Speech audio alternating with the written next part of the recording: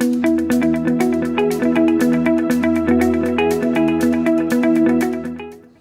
good morning. Welcome to my first KHDA What Works session. I'm going to work the magic. My name's Cindy Penny. I'm the Head of Student Services and the SEN at Dubai College. I've only been here in Dubai since September. I think it's brilliant, and thanks everybody for making me so welcome. But I've been working in special needs for 17 years in the UK. I've actually been working in very, very difficult schools in the United Kingdom in very difficult circumstances. One of my last jobs was being an assistant head teacher to turn a school round that was in what we called special measures under threat of closure. So I'm working in an amazing, high-performing, outstanding school now, but I've also worked very recently at the other end. And the thread that has come across all the schools I've worked is sort of my passion for special needs and my passion for including all the students, no matter what their needs are, in the mainstream classroom.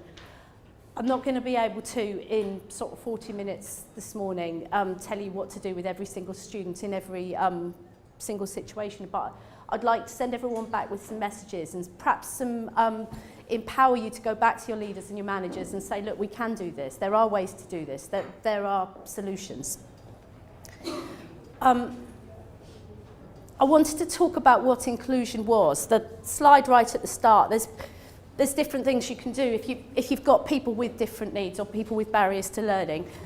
Either you have all your normal people in the middle, and anyone with anything slightly different, you take them away and you go that. That's exclusion. That's my opposite. Or the old model, I think the sort of early 2000s model with special needs and what some schools that I saw sort of 10 years ago developing. You take away anyone with every kind of special need or barrier to learning or different problem, put them there, put them all together, and when they're cured, when they're green, you put them back. That's segregation, and that's, again, what we're moving away from now. Integration model, I've done a lot of work working towards integration. We used to have an autistic unit in the mainstream school where I was last working in the UK, and we also had a behaviour unit for naughty boys, basically, kids at risk of permanent exclusion. And we had them taught separately, but within the mainstream school. That's your working towards it. But inclusion is when we have everybody with all their different needs within the mainstream classroom, and we ask the teachers to teach them, and we put the responsibility to the teacher. For that to happen, though, we need to empower those teachers, and we need to give them the skills to adapt their learning, to differentiate. And that's what my job is. That's what my role is at Dubai College. It's skilling up the teachers, making sure that they understand the needs of each individual student, and also making sure that the student is involved in letting us know exactly what they need in order to succeed. So, there we go.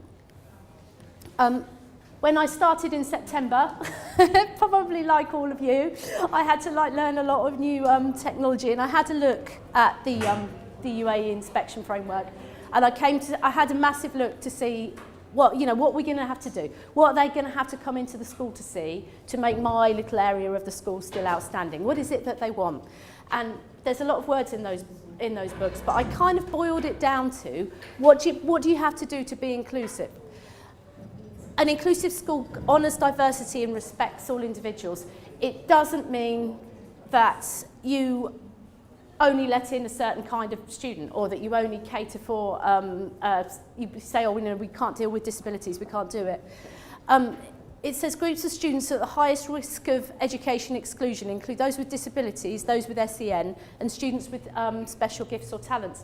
One of my other responsibilities in Dubai College is overseeing all the gifted and talented provision. I'm not going to talk about that today, but if anyone's interested in gifted and talented provision or has cool ideas in Dubai, do catch up with me, because that's one of my other interests. And then it says, and this is a key, it says staff should be well aware of the needs of the students in their care. That means every classroom, every teacher needs to understand who they've got in front of them.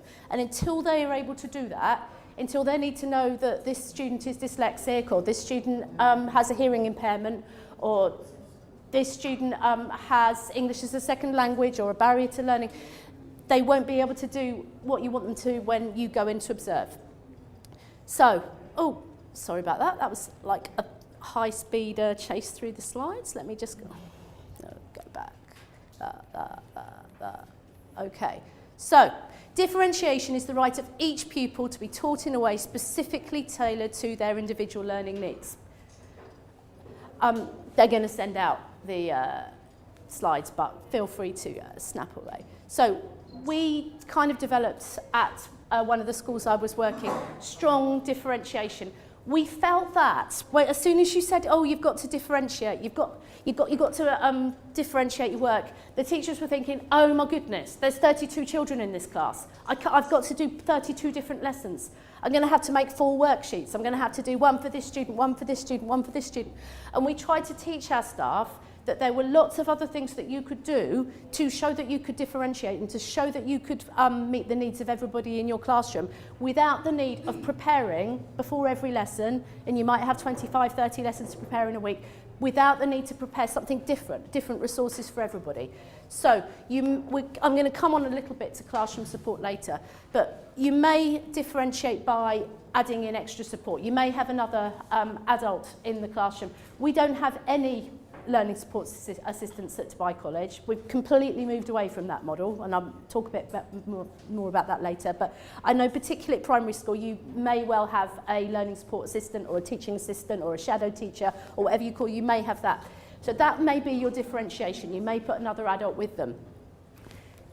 You may ask the student with special educational needs, you may ask them to do something completely different. You may, that was the terrible one, you may give them a different worksheet or to work from a different book. You may say, oh, we're going to differentiate by outcome. You can't get away with doing that every time, but sometimes it's massively appropriate. Sometimes it's fine to say we're going to differentiate that by outcome. It's absolutely acceptable. Some students in the class are going to do those, most are going to do this, and all are going to do this. That's appropriate differentiation. You may find that your differentiation is kind of facilitated through negotiating, by giving a list of tasks to do and by saying, right, if you know you're working at, and I know we all use different levels now, if you're working at level 5, pick from this list. If you're having trouble with spelling, if you know I gave you back your last piece of work and I gave you punctuation as a target, you pick from these things. So it may be that you are able to negotiate and the student is able then to take control of their own learning and to work towards their own outcome. Again, in primary school, you're brilliant at this, but we don't do enough in secondary, grouping by ability, perhaps having an able and a less able student working together, perhaps having all the kids working at a certain level in a certain space in the classroom. I know we're much more moving towards it, but I see the best practice of that when I go into the primary schools. I'm not going to read out that whole slide, that'd be terrible business, but it is basically saying differentiation is about knowing the student and about making sure that the teacher, that your staff, whether it's you doing it or whether it's you training other people to do it, have the resources and the knowledge that they need to enable everybody in that classroom to crack on and access what you're delivering.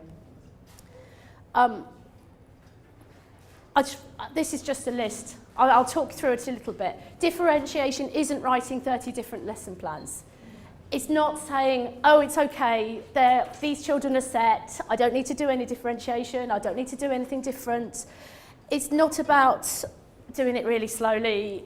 It's not about having everybody doing all different things all over the class. Don't just do differentiation by outcome. Don't massively draw attention to the kids that are working at a slower pace. I was massively guilty of this as a new teacher. So I think, in 1998, I was first started teaching.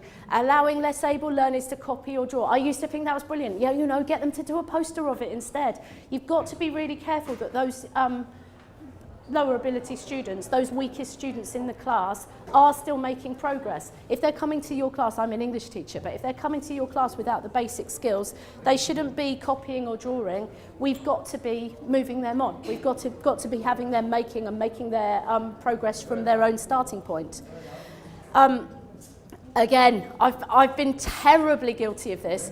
make your best students do all the work, and then they have to do something else as a punishment. If you know that there are a population of children in your class that are going to get onto that extension task, set them it to start with.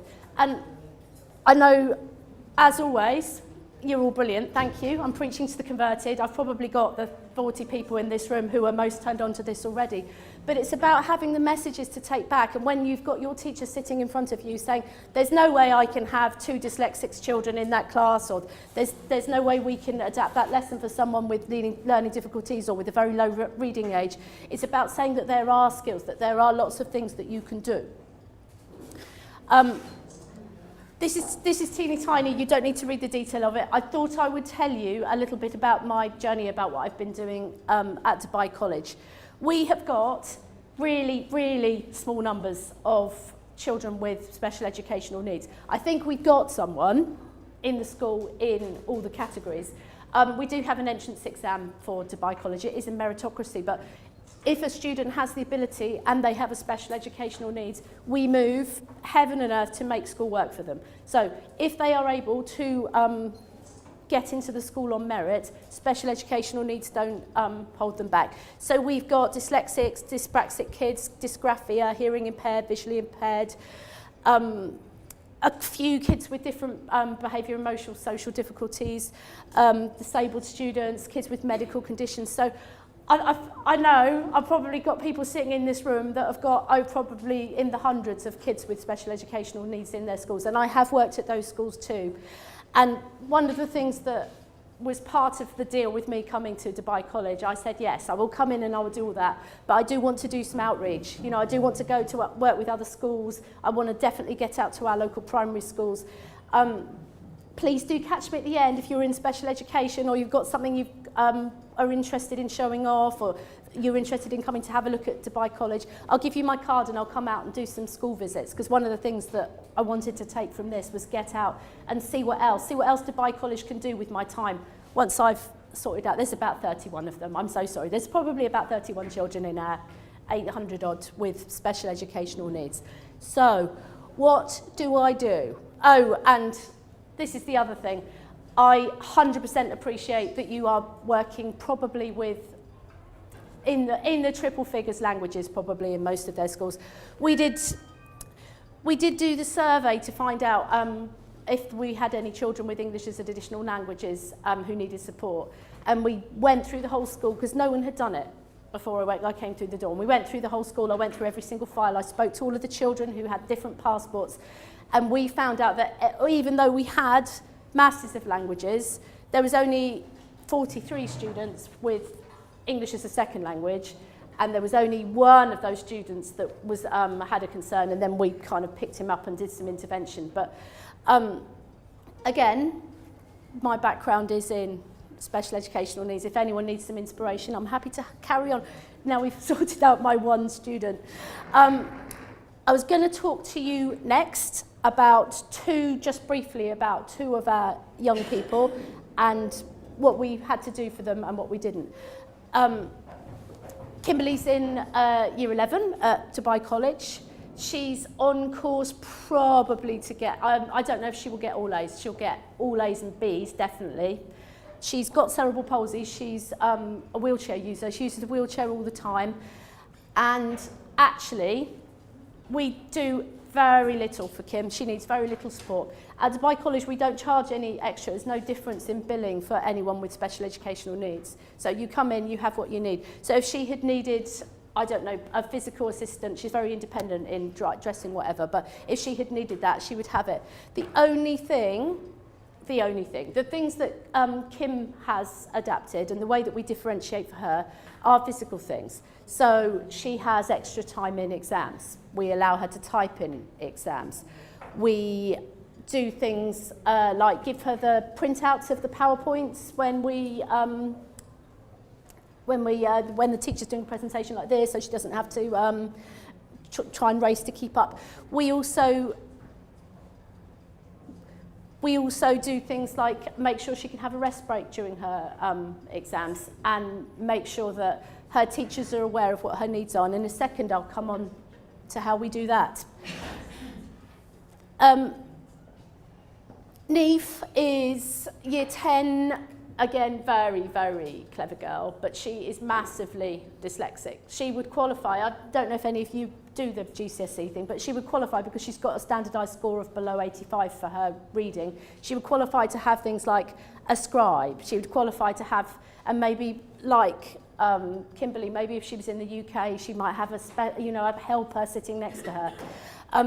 She doesn't have any of those things, but what she does have is a massive list of, here it is, I'm going to send this out to you. This is how I do my IEPs, my individual education plans. I sit down with the student and I adapted this. I don't know if there's anyone here from GEMS. The lady from GEMS had it and I adapted it and added some magic to it.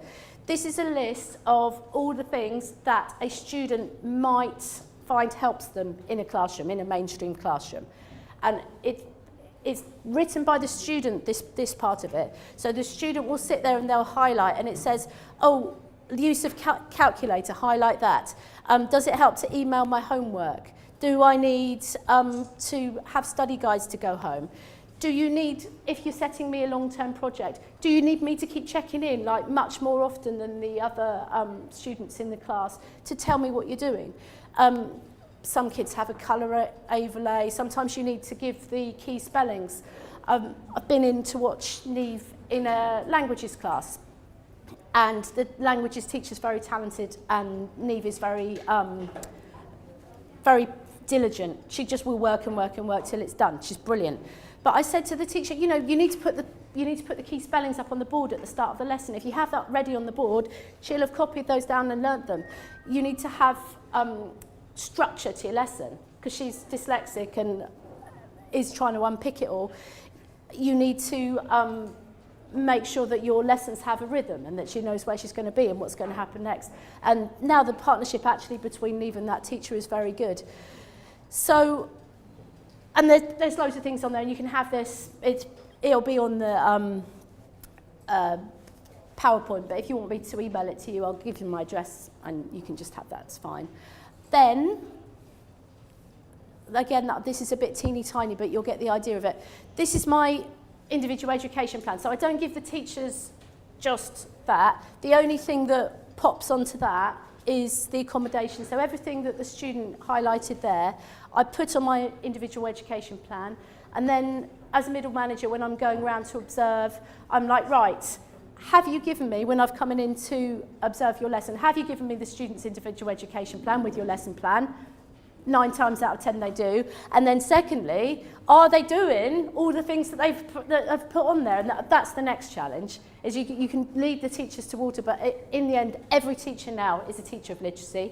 Every teacher is a teacher of special educational needs, and they're going to have to do the things on there. I've given you the whole IEP because I thought it'd be interesting to see the other kinds of things we put on there.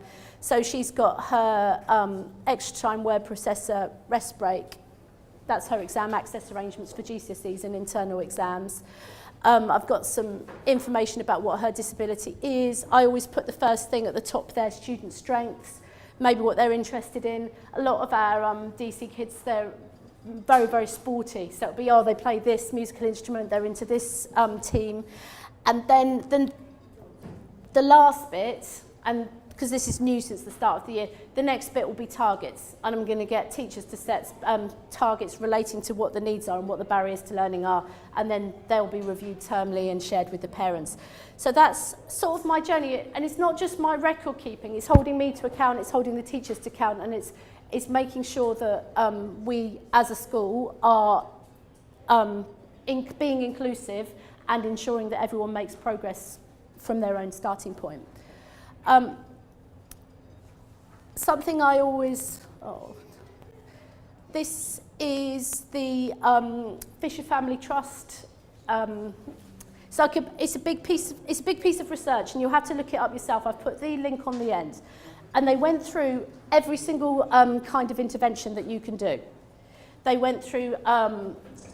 I'll flick on the web page in a second, but they flipped through everything a school could spend their money on. They did it because in the UK the government was giving out this particular chunk of money, pupil premium, but it goes for everything. And they've worked on and they've kind of brought together all the different research. And one of the things that always comes up in SEN is they've found out that teaching assistants, having the least qualified person probably in the room working with the most vulnerable, the least able student, is the worst use of your money in terms of what it costs and how much progress the student is going to make. What you need to do, the message you need to take back to your schools is that quality first teaching, the children with special educational needs and barriers to learning, they will make the best progress with your best teachers. And the most tempting thing, we've all been there, I've certainly been there, if you've got a big class and there's one student that's really weak and he comes with a helper, the most tempting thing is for them to take that student away, work with them somewhere else on something else. But actually, that student is in the most need of your most qualified teacher's time. So I wanted to, now I've kind of data streamed you for a few minutes, I wanted to first of all give you a chance to ask any questions, but second perhaps to share with the group, because it's kind of lonely at SENCO, and I think some of you probably are too. What are the pressures? What are the things are holding back us in Dubai from giving the best kind of experience for SEN students? So should we do questions first? Any questions about anything that I've said? And then perhaps we could share what some of the issues are in some of the other schools. Hi. Hi. I'm not a teacher. I'm a yoga teacher. Uh-huh. What do you do in a case of a child with, let's say, physical challenges, but not also only physical, like somebody that cannot pass physical education tests? What measures does it take from that perspective in terms of inclusion? Do you mean someone might have a physical disability and they might be able to not do... Might have a medical condition. Yeah. Might have physical disability included in I would expect whoever was teaching PE in that school to do a personal programme. So for instance, our wheelchair user there, Kim, she can do the trampolining, she can do the swimming, but she's never going to do the track and field. And we would always be able to justify to anyone who was looking, anyone who's watching, KHDA come in, does that student have a programme appropriate to their needs? Yes. Is she being included in everything that she is able to do? Yes. Inclusion isn't about treating everybody the same. It's not about saying everybody is going to have exactly the same diet. Inclusion is about making sure every student has what they need. And you meet that as far as you can from the budget and the time, and you do the best you can with what the school has. Okay, yeah. I'm wondering if there are students in class who are way below level, so it's impossible for them, like if they're in grade 4, but they can't read and they can't write. What can be done in this case? Can we change the curriculum or with support teachers? I think you will need to see what your school curriculum is and also what the issue with the student is. You see, sometimes you get kids coming in and the reason that they're behind is because they've moved in a different school, and we get this a lot, don't we? Like, they've come from here and they haven't learnt this.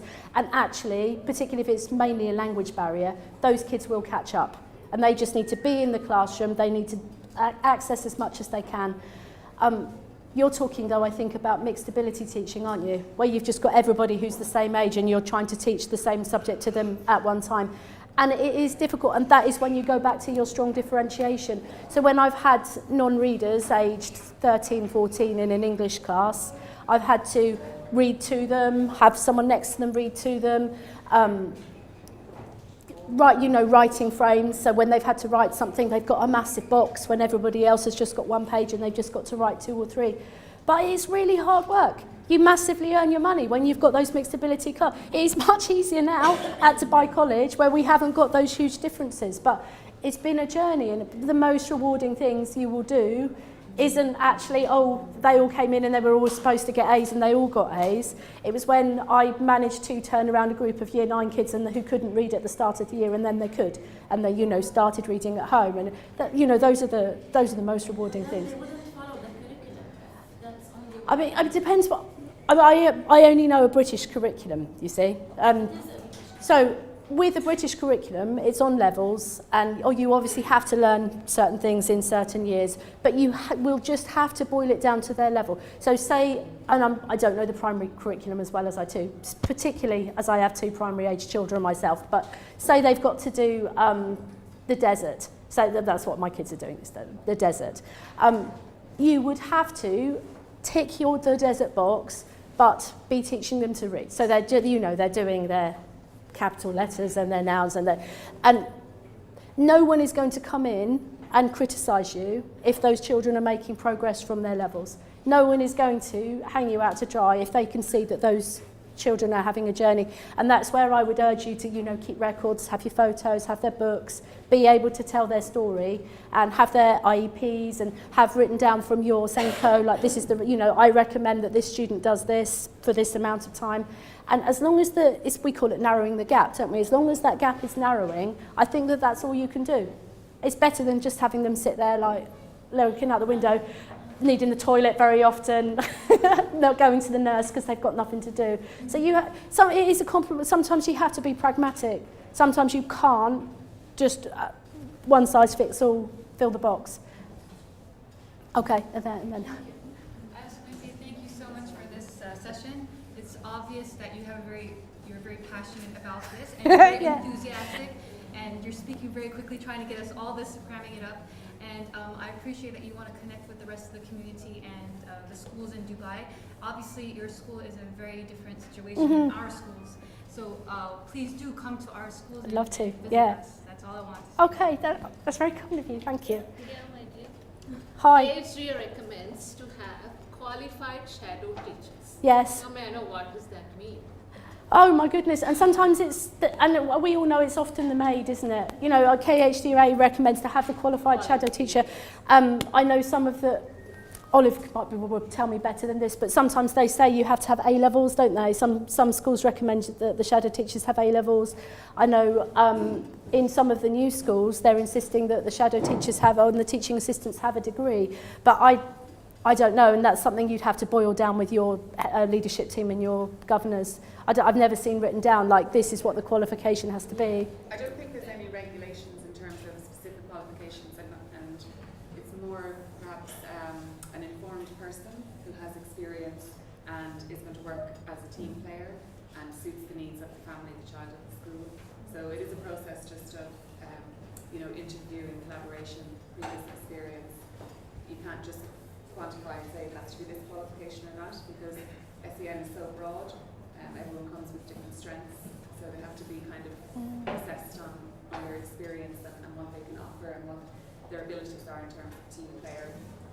But I think they are why this streamlining it this year. It puts me in a very difficult situation. It does, and I think it's just something your leadership of your school. And then I found, the inclusion department of the KHDA, when you actually get to the person and say, right, this is my question, they are pretty good at saying, yes, this, yes, no. So, yeah. You haven't touched upon parents' involvement and how many parent-teacher meetings do you hold in a term for these 37? Oh, that's a good question, yeah. In my old job, every time there was a parents' evening, I'd have my desk and I'd make the appointments and I'd see them. And when I started at Dubai College, they're like, oh, the Dubai parents are different. They don't really want people to know that their children have special educational needs. So I tend to, how often do I write? Probably at least once, I write home every time I review the IEP, so once a term, and say, right, come in and have a meeting. And then I put on the end, like, come in and see me whenever you want. So I probably see every parent face to face, definitely once, maybe twice a year, depending. And then the difficult ones, if there's a problem, I might see them 10 times. But best practice would be just to have it fully involved, like whenever they have a meeting with the class teachers, or whenever they have, if say you're a secondary school, whenever they have your subject parents evening, you just have your desk and you do your appointments with everybody else. But I'm going to move towards that. That's going to be small steps for me. Parental neglect is the reason for problems. Well, They should be more involved. in terms of special educational needs, if it's a diagnosed condition, you're going to be born with it. So if you're dyslexic, probably there is someone in... Child who doesn't read and write, it just could be neglect, not reading. Yeah, probably if you're dyslexic, someone in your family is dyslexic, probably one of your parents. So your parents aren't going to be very good at supporting you with school. Again, autistic kids, kids who have trouble with social interaction, more often than not, that's something that's inherited too. So you're going to have the trouble with the parents as well, trying to explain what the problems are in school, because they may not have necessarily the skills to support their children. If you're talking about underachievement, definitely the parents. I worked in several very deprived areas, city areas in the UK, and often, say the parents weren't in work or were in very unstable work, they'd never got any exams at school, or they had their own issues with the education system, maybe undiagnosed educational needs. They're the ones that, you know, don't read to their kids at home, don't necessarily have books and pens and the things you need for homework. So yes, parents, we do have a big role to play as parents. Most of the time kids are with their parents. We do have them for that window of time at school. But I know lots of schools do sort of parenting classes now and workshops, and they have experts in, and there are several of the educational psychologist clinics around Dubai that run things for parents. So that it is sort of emerging. There is support out there, but I think it can be a bit hit and miss, and you need to know where you look. Okay. Hi. How many students do you have in your SEN register? Total number of students? She said 31. The total number of 31, students, yeah. The total number of students identified with SEN. In my school, 31, yeah. I know, it's not very many. That's why I'm able to go on and do things like this. So there are very few children in Dubai College with special educational needs. I think in my last school, which is the same size, I think we had over 300. So we're doing mock exams at the moment, and we're doing exam access arrangements. And there may be like 3 children, and I'm saying, oh yes, he's got his laptop, he's got this. And we would have had 60. And they would have had readers, they would have had scribes, they would have had that. So it's a different school where I'm working now, but it doesn't mean that there are fewer pressures. Kids are kids wherever you go. Teenagers are teenagers, and some of the things are the same wherever you go in the world. Could you tell us more about your role as a SEN Focus and how you manage the department, because it's different for each school? Sorry, what was your question? Your role as a SEN Focus, how do you manage your department? Something more about your management strategies.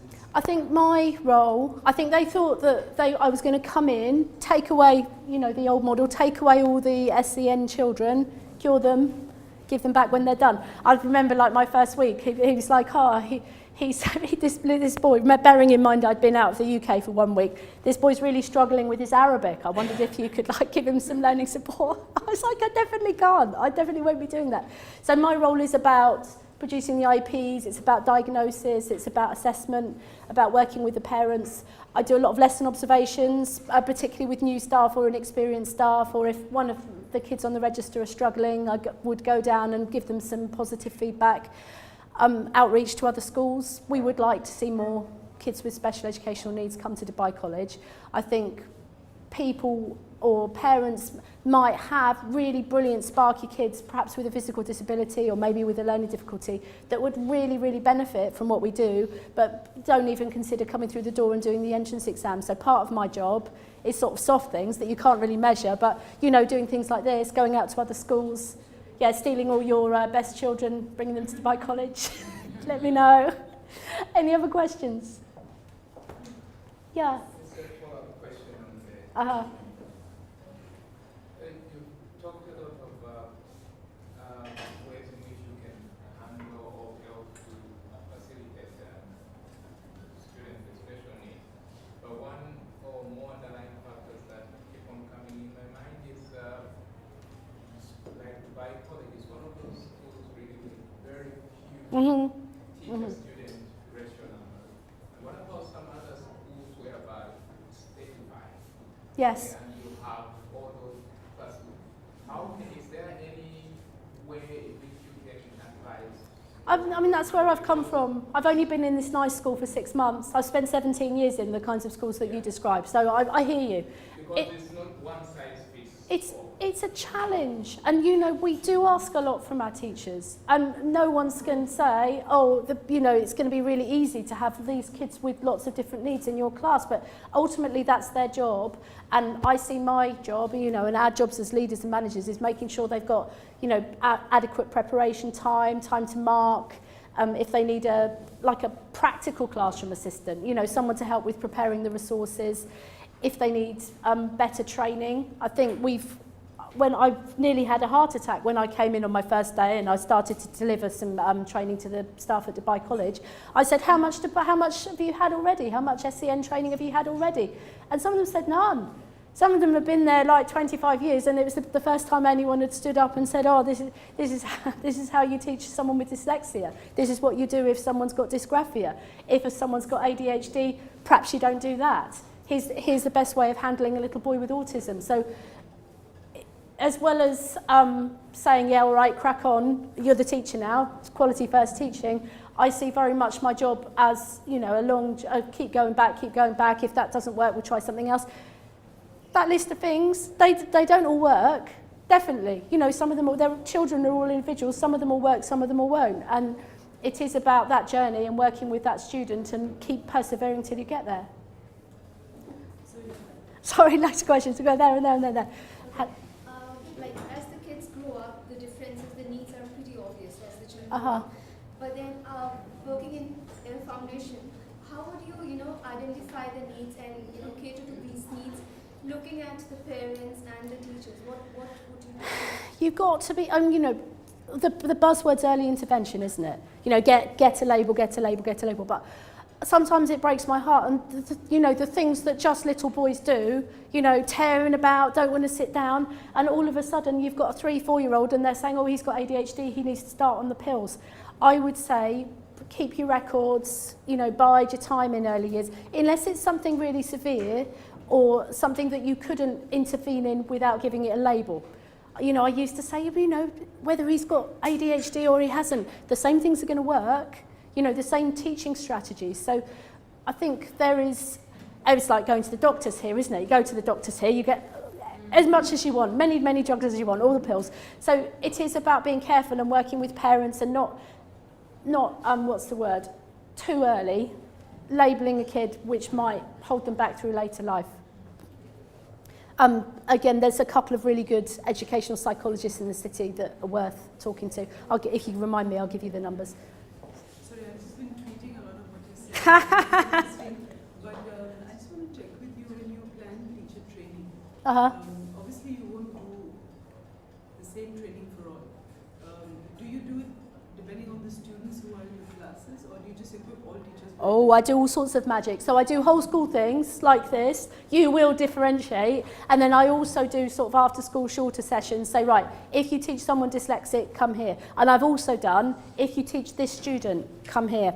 So and it's like this though, like when you run something voluntary, the people you get aren't always the people you want. I've already got the people who believe that teaching should be inclusive sat here. It's almost that I should have said, all of you get out, I'll have everybody else in here and I'll give them the message. So that'll be your job when you go away from here, is to talk about how it can be done, and it is possible. Was there someone over here who had a question, or was it someone waving at me? I need to finish. Oh, this lady's over here. Hi. If you have a student with special educational needs, how do you categorize whether their needs are mild, moderate, or severe? Sometimes you're lucky and the educational psychologist puts it on their diagnosis. I wouldn't, and I haven't categorised anyone without backing up with an EP report. So you might have 20 children you work with, you've probably all got them, you've got no diagnosis, but you know that there is something there. But I wouldn't put them on my special educational needs register. Otherwise, I think it's just experience in the end, isn't it? I mean, there's things you can look at, Olive, and it will say this is severe, this is mild, this is this, but it's more about who you compare it to. Most kids that are in mainstream school will be mild or moderate, in my experience. Not to say you couldn't and you shouldn't have anyone with severe, but you can definitely have kids with severe disabilities. Kimberly would count as a severe disability because she's 100% confined to a wheelchair. So, okay, so many questions. I think we've got probably 2 or 3 more minutes, so let's start with the back. Yeah. How about the situation that the parents are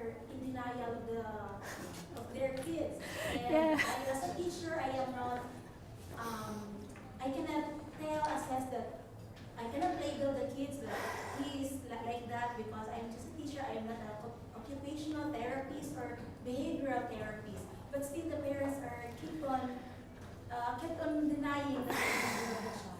I think ultimately, particularly as it comes with a cost here, it is going to have to be the parents that make that, accept that.